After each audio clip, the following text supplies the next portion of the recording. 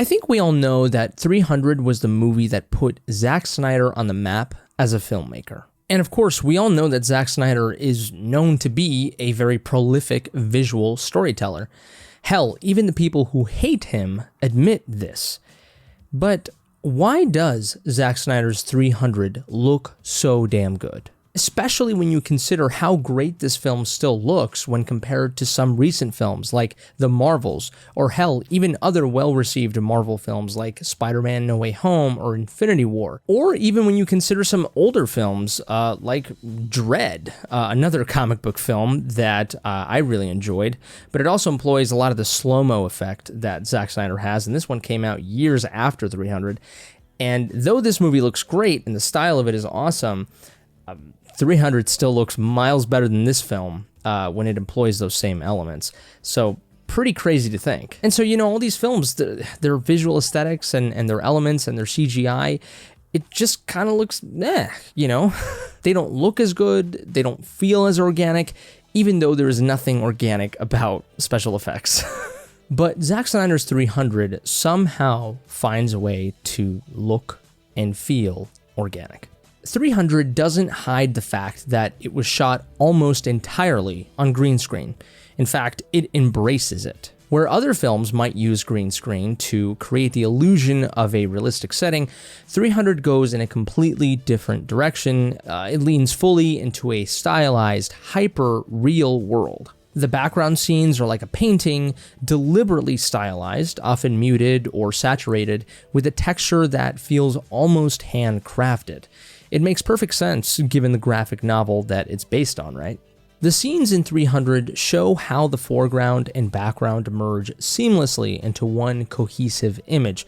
The actors, the setting, and the action all flow together in a way that feels like this world is real.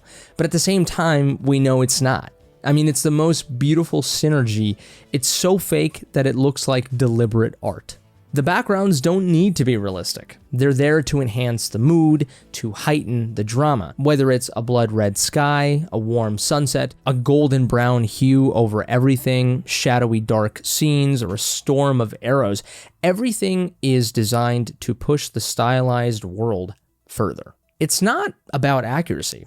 It's about what looks the most epic, artistic, and beautiful. And interestingly enough, all that I said regarding the visual aspects perfectly translate to the narrative and to the themes of the movie, because the movie is, of course, based on a historical event, historical characters, but ultimately it's an incredibly fictionalized take on history. It's exaggerated, it is aggrandized, it is mythical, fantastical, and that makes perfect sense, right? It's just like the visual elements are so deliberately fake and over, fantastical, and end up looking great because of it.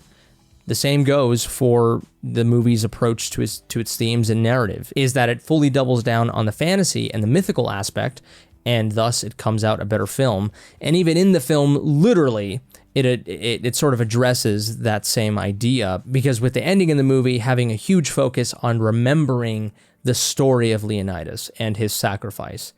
And even though he failed, that's the reality. Even though he failed, he died, his army died. It's not about what truly happened, it's about what it means. It's about how you remember it and how you choose to use it for the future, right? So again, I think there's this constant theme of the embrace of the mythical, the embrace of the not real, from its visual aesthetics to its narrative and themes. It's almost as if the green screen is a giant metaphor, to yes, let's embrace the imagination, let's embrace what's not real, because that's where the true power and the resonance of the film's story and characters and visual effects can truly thrive in. So to answer the question again, why does Snyder's 300 look so damn good?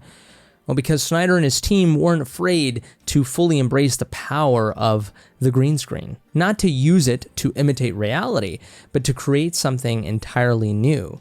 The film feels like a moving piece of art, and that's what makes it stand out even years after its release.